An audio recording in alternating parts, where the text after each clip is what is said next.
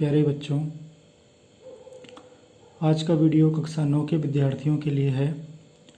उनका पहला चैप्टर संख्या पद्धति हम लोगों ने स्टार्ट कर दिया था।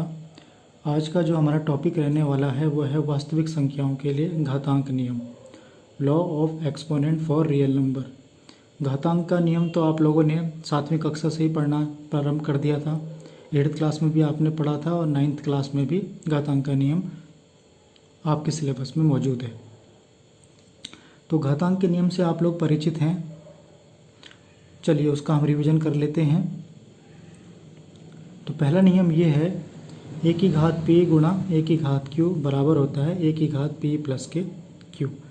जब आधार समान हो और गुणा हो रही हो और घातें अलग अलग हैं तो वो घातें आपस में जुड़ जाती हैं। अब आप लोगों ने छोटी कक्षाओं में तो a की घात m गुणा a की घात n पढ़ा था और आधार समान थे तो घातों को आप लोग जोड़ देते थे। यहाँ p और q लेने का मतलब यही है कि अब आप लोग परिमेय और अपरिमेय संख्याओं से अर्थात वास्तविक संख्याओं से परिचित हो चुके हैं। आप m n का प्रयोग भी कर सकते हैं, उससे कोई प्रॉब्लम नहीं होगी। लेकिन अब आप बड़ी कक्षा में आ चुके हैं तो हम यहाँ पे p और q का प्रयोग कर रहे हैं। आप चाहे m और n का प्रयोग कर सकते हैं, सवाल आपका सही रहेगा। देखिए यहाँ पे a क्या है, a एक वास्तविक संख्या है। आप लोग वास्तविक संख्या जानते हैं कि परिमेय और अपरिमेय संख्याओं के समूह को हम वास्तविक संख्याओं का समूह कहते हैं, कि जिसके अंतर्गत परिमेय और अपरिमेय दोनों संख्याएं आती हैं। जो a है वो 0 से बड़ा होगा, मतलब 0 नहीं होगा, 0 से बड़ी कोई भी संख्या हो सकती है। और p और q यहाँ पे परिमेय संख्या है, तो ये बात आपको समझनी है। चलिए इसको उदाहरण के जरिए समझते हैं। 2 की घात 3 गुणा 2 की घात 2। आप देख रहे हैं यहाँ पे आधार समान है। आधार समान है तो घातें आपस में क्या हो रही हैं, जुड़ जाएंगी इस वाले नियम से। तो 3 + 2, 2 की घात 5, 2 की घात 5 का मतलब होता है 32। 2 की 5 बार गुणा कर देना। चलिए अगला नियम हम जान लेते हैं। ये तो थी ऊपर गुणा की बात कि जब आधार समान हो और बीच में गुणा का चिन्ह लग रहा हो तो घातें आपस में जुड़ जाती हैं।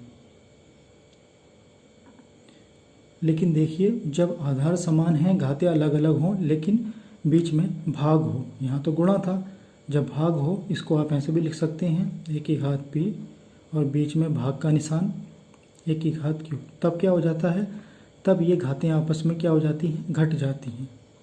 गुणा में तो घातें जुड़ जाती हैं जब आधार समान होता है, लेकिन जब भाग का चिन्ह लगा हो और आधार समान हो, घातें अलग अलग हों तो वो आपस में घट जाती हैं। ये नियम आप लोगों ने पहले भी पढ़ रखे हैं। जैसे इसका उदाहरण हम समझते हैं। 2 की घात 5 बटे 2 की घात 3, क्या उत्तर आएगा, आधार समान है तो घातें आपस में, क्योंकि भाग का चिन्ह है बीच में तो घातें आपस में घट गई। 5 में से 3 कम करेंगे 2 की घात 2, इसका मतलब क्या होता है 4। आपका उत्तर मिल गया। चलिए अगला नियम पढ़ते हैं। अगला नियम है a की घात p गुणा b की घात p बराबर क्या होता है a गुणा b पूरे की घात p। अब देखिए इसमें और पहले वाले में क्या अंतर था, पहले वाले में हमारे आधार समान थे, घातें अलग अलग थी। लेकिन अब इसमें देखिए आप लोग, यहाँ आधार अलग अलग है लेकिन घातें समान हैं, दोनों में p घात समान है। तो आप इसको इकट्ठा करके भी 1 की घात बना सकते हैं। यहाँ पे आधारों की आपस में गुणा हो जाती है और पूरे की इकट्ठा 1 घात लग जाती है p। तो ये भी घातांक का नियम आप लोग जानते हैं। इसको एक उदाहरण के जरिए हम लोग समझते हैं। जैसे 2 की घात 3 गुणा 3 की घात 3। अब देखिए यहाँ पे आधार अलग अलग है पर घातें समान हैं, तो हम इसका एक इकट्ठा पूरी घात लिख सकते हैं। आधार की आधार में गुणा हो गई और पूरी इकट्ठा घात हमने 3 लिखी, तो इस प्रकार हमको मिल गया 6 की घात 3। 3 की 2 में गुणा हो गई। चलिए आगे बढ़ते हैं। अगला जो आपका नियम आ रहा है वो ये है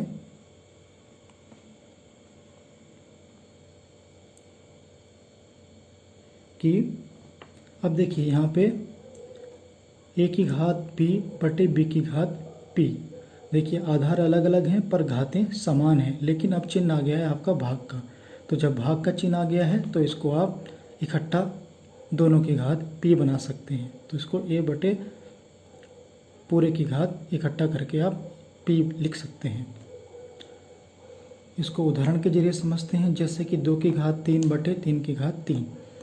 अब देखिए यहाँ पे भाग का चिन्ह है और आधार हमारे अलग अलग हैं, तो हम इसको इकट्ठा करके भी लिख सकते हैं। 2/3 की घात 3, इस वाले नियम से। आगे देखिए, अगला नियम है a की घात p और पूरे की घात q। तो आप जानते हैं कि इन घातों की आपस में गुणा हो जाती है, a की घात p गुणा q। आप इसको ऐसे लिख सकते हैं, जैसे उदाहरण के जरिए इसको समझते हैं। 2 की घात 3 और पूरे की घात क्या है, 7 है। तो यहाँ हम 2 की घात 3 गुणा 7 इन घातों के आपस में गुणा कर सकते हैं। तो ये 2 की घात आपको क्या मिल गई, 21 मिल गया आपका आंसर। अगला है a की घात माइनस p बराबर क्या होता है, 1/a की घात p। ठीक, तो यहाँ पे माइनस वाली जो घात होती है वो बटे में जाके उसका चिन्ह बदल जाता है। तो इसको आप ऐसे करके लिख सकते हैं, या फिर इसका उल्टा भी आप लिख सकते हैं। इसका उल्टा क्या होगा, a की घात p का कोई मान निकालने को बोले आपको, तो आप क्या बोल सकते हैं, अब a की घात p इधर चले जाएगा और ये इसके बट्टे में आ जाएगा। तो या करके आप इसको a की घात माइनस p भी लिख सकते हैं। चिन्ह बदल जाता है बट्टे में जाके संख्याओं का। ये व्युत्क्रम का नियम होता है, उल्टा कर देना एक तरीके से इसको। तो ये भी आप लोगों ने सीख रखा है। जैसे उदाहरण के जरिए समझते हैं, 2 की घात -3 है, तो ये जब नीचे जाएगी तो ये माइनस वाली घात प्लस बन गई, 1/2 की घात 3। ठीक, और दूसरा या करके मैंने आपको ये नियम समझा दिया था कि इसका उल्टा भी सत्य होता है, a की घात p बराबर 1/a की घात -p। मतलब कि यदि 2 की घात 3 की बात करें तो इसको आप 1/2 की घात -3 भी लिख सकते हैं। उल्टा कर दिए, उल्टा कर सकते हैं आप इसको। चलिए, अगला जो नियम है, किसी भी संख्या की घात यदि 0 हो तो उसका मान क्या होता है, 1 होता है। ये भी आप लोगों ने सीख रखा है। कोई भी संख्या चाहे वो 5 हो, यदि उसकी घात आपको 0 है तो उसका मान क्या होता है, आपको 1 लेके चलना है हमेशा।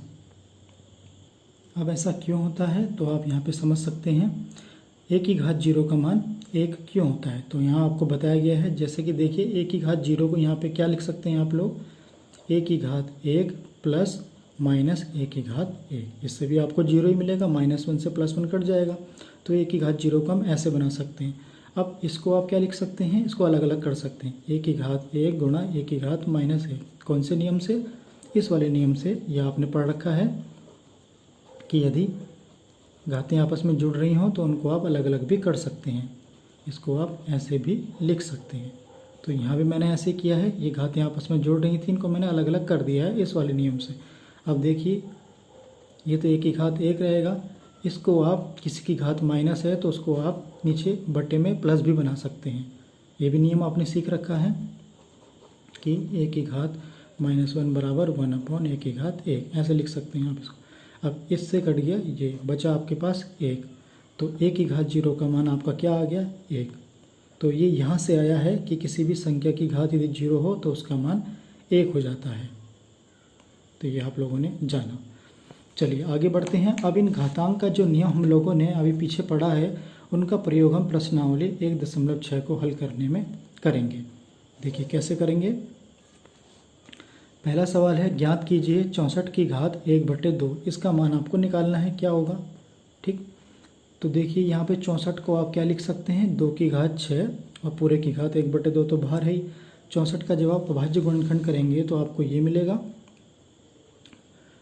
देखिए यहाँ पे जब अभाज्य गुणनखंड आपने किया है तो 1 2 3 4 5 6, 2 की घात 6 निकल के आया है। तो आप 64 को 2 की घात 6 भी लिख सकते हैं।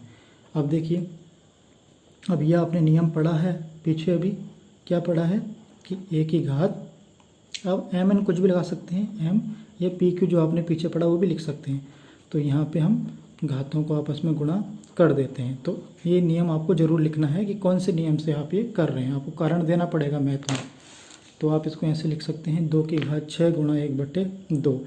फिर 2 से 6 कट गया तो बचा 2 की घात 3, और 2 की घात 3 का मतलब क्या होता है, 2 की 3 बार गुणा, 2 दूनी 4 दूनी 8 आपको उत्तर मिल गया। तो ये बात आपकी समझ में आ गई है। चलिए आगे बढ़ते हैं। आगे है 32 की घात 1/5। अब 32 देखिए, यहाँ से 64 को हटा दीजिए, ये 32 है। तो 1 2 3 4 5, तो 32 को आप लिख सकते हैं 2 की घात 5 गुणा 5, 1/5।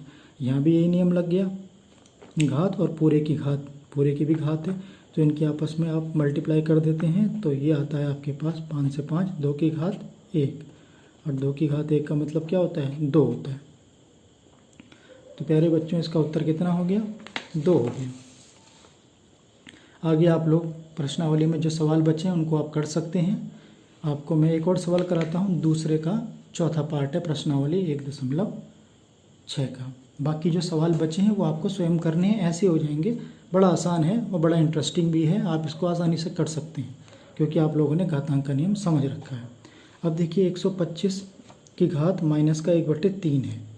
अब 125 को आप 5 की घात 3 लिख सकते हैं क्योंकि जब 5 की 5 3 बार गुणा करेंगे हम तो 125 आपको मिलता है। तो आपने इसको 5 की घात 3 और पूरे की घात माइनस के 1/3 लिख दिया। अब यहाँ फिर एक घातांक का नियम लग गया है, कौन सा, जो हमने ऊपर लगाया है। ये आपको लिखना पड़ेगा यहाँ पे किस नियम से आप ये करने जा रहे हैं।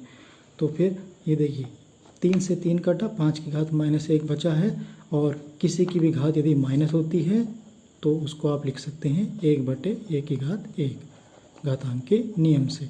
तो अब यहाँ पे लिख सकते हैं 1/5, और ये आपका इसका कारण आप दे देंगे, कारण देना आपको ज़रूरी है। तो आज हमने बच्चों घातांक के नियम की बात की। उम्मीद करता हूँ कि आपको ये लेक्चर समझ में आया होगा। प्रश्नावली के अभी सवाल बचे हैं वो आपको पूरे करने हैं। एक सवाल मैं आपको और करा देता हूँ, प्रश्नावली 1.6 का तीसरे का है आपके पास पहला सवाल। अब देखिए ये है 2 की घात 2/3 गुणा, या यहाँ पे बिंदु लगा रखा, बिंदु का मतलब गुणा ही होता है, 2 की घात 1/5। अब आप यहाँ देख सकते हैं कि आधार समान है और घातें अलग अलग हैं और बीच में गुणा का चिन्ह है। तो यहाँ पे आप लोग घातों को आपस में जोड़ देते हैं। कौन से नियम से, कि जब आधार समान है और घातें अलग अलग हैं तो आपस में वो जुड़ जाती हैं। तो ये हो गया 2 की घात। अब भिन्नों का जोड़ है, 3 और 5 का लघुत्तम कितना आएगा, 15 आएगा। 3 पंजे 15 और 5 दूनी 10। इसी प्रकार 5 तियाँ 15 और 3 एकम 3। तो ये आ गया 2 की घात 10 और 3 13/15। ये आपका फाइनल उत्तर आ गया है।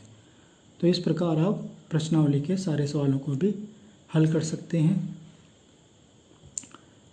एक और सवाल मैं करा देता हूँ, तीसरे का चौथा। जैसे ये है 7 की पावर 1/2 गुणा 8 की पावर 1/2।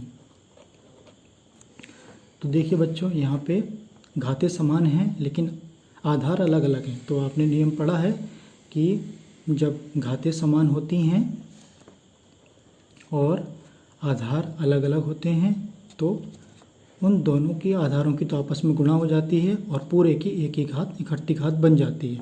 तो आप इसको यहाँ पे लिख सकते हैं 7 गुणा 8 की घात 1/2, 7 8 56 की घात 1/2, और किसी की घात 1/2 का मतलब क्या है, अंडर रूट आप लगा सकते हैं। तो ये आपका उत्तर आ गया, अंडर रूट 56। तो इस प्रकार आप पूरी प्रश्नावली को हल कर सकते हैं। तो मैं उम्मीद करता हूँ कि आज का लेक्चर आपको समझ में आया होगा, वास्तविक संख्याओं पर घातांक का नियम। अब पिछले लेक्चर में बच्चों हम लोगों ने हरों का परमयकरण की बात की थी और मैंने आपको 4 सवाल गृह कार्य करने को दिए थे। प्रश्नावली के सवाल तो आप लोगों ने अच्छी तरह कर दिए हैं, लेकिन इन सवालों में आपको प्रॉब्लम आई है। तो चलिए इसको मैं आपको बता देता हूँ कैसे करना है। जैसे पहला सवाल हम लेते हैं √3 माइनस √2 बटे √3 प्लस √2। यहाँ पे आपको हरों का परमयकरण करना है, अर्थात हर में आपको परमेय संख्या बनानी है। यहाँ देखिए अभी आप परमेय संख्या है तो कैसे करते हैं, नियम आपको पता ही है। पहला सवाल हम करते हैं तो देखिए यहाँ पे हम लोग क्या करते हैं, जो नीचे वाला आपका हर है उसी की ऊपर नीचे गुणा करते हैं, लेकिन चिन्ह को बदल कर। यहाँ प्लस है तो यहाँ माइनस लेंगे। आधार जो आपका हर है वो वही रहेगा लेकिन केवल चिन्ह बदल जाएंगे। और ऐसा हम क्यों करते हैं आप लोग जानते हैं, जिससे कि हमारी सर्वसमीका बन जाए। अब देखिए ऊपर कुछ बच्चों ने क्या किया है, अब देखिए ऊपर क्या बन गया है, a माइनस का b और गुणा a माइनस का b, और नीचे देखिए क्या है, a प्लस के b गुणा a माइनस के b, ये बन गया है।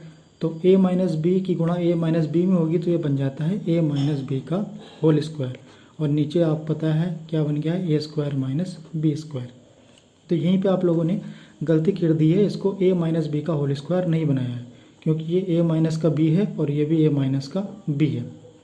और होल स्क्वायर का सूत्र आप लोग जानते हैं क्या होता है, ये होता है a square plus b square minus का 2ab, और नीचे तो यही रहेगा a स्क्वायर माइनस के b स्क्वायर। अब देखिए a की जगह यहाँ पे क्या है, √3 है, और b की जगह यहाँ पे क्या है, √2, बस मान रख देना है। तो ये बन जाएगा आपका √3 का स्क्वायर प्लस के √2 का स्क्वायर माइनस का 2a, और ये बन गया आपका b, और नीचे क्या बन गया है, a प्लस के b, a माइनस का b अर्थात a square minus b square. तो नीचे आप लिख सकते हैं a स्क्वायर माइनस के b स्क्वायर। चलिए अब आपको केवल होल स्क्वायर खोलना है। तो √3 का जब स्क्वायर करेंगे तो 3 मिलेगा, √2 का स्क्वायर करेंगे तो 2 मिलेगा, और ये मिलेगा 2, और इनकी आपस में गुणा हो जाती है, √6 बन गया है। और नीचे √3 का 3 और √2 का स्क्वायर करेंगे तो 2 मिलेगा।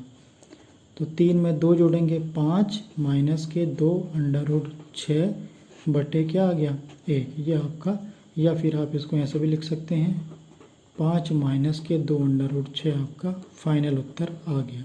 और आपने हर में देखिए जो पहले √3 प्लस 2 था उसका आपने परिमेयकरण किया और क्या बना दिया, 1 बना दिया। तो इसी को हम कहते हैं हरों का परिमेयकरण। तो यहीं पे आप लोग गलती कर रहे थे। देखिए यहाँ पे जब आपने चिन्ह को बदल के हर के ऊपर नीचे गुणा करी तो ऊपर a माइनस का b गुणा a माइनस का b, इसका होल स्क्वायर बन गया है, जबकि नीचे a प्लस के b गुणा a माइनस का b, तो यहाँ सर्वसम्य का a square minus b square काम कर रही है। तो यहाँ पे आपको अंतर समझना जरूरी है। यहीं पे आप लोगों ने गलती की है जिससे आपका उत्तर गलत आ गया। तो मैं उम्मीद करता हूँ कि अब आपको ये बात समझ में आ गई होगी। अब आगे के सवालों में जो गलती की है वो आपको पुनः करने हैं, सवाल दोबारा से आपको सवाल करने हैं। चलिए मैं आपको चौथा सवाल करा देता हूँ। यहाँ भी कुछ बच्चों ने गलती की है। तो ये है चौथा सवाल।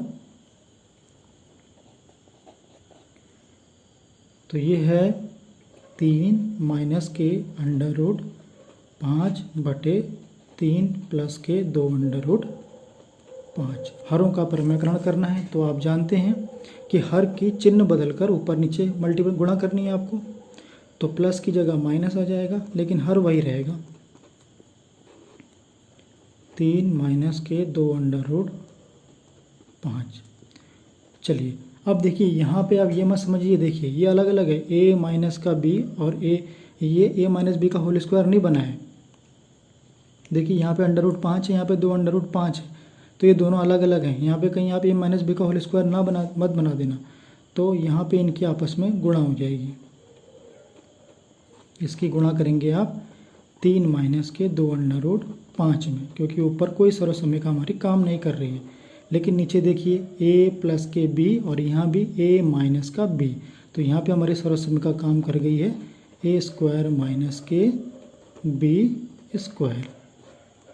चलिए अब गुणा करनी तो आप लोग जानते हैं, प्रत्येक संख्या की प्रत्येक संख्या में, प्रत्येक अंक की प्रत्येक अंक में गुणा होती है। तो 3 के 3 में गुणा करेंगे और फिर 3 के 2 √5 में गुणा करेंगे। इसी प्रकार √5 की 3 में गुणा करेंगे तो 3 गुणा √5 आ जाएगा, और माइनस माइनस प्लस √5 की गुणा करेंगे 2 √5 में, और नीचे आप सभी जानते हैं क्या होगा, ये हो जाएगा 3 का वर्ग 9, और 2 का वर्ग करेंगे तो 4, और √5 का वर्ग करेंगे तो 5 आपको मिलेगा।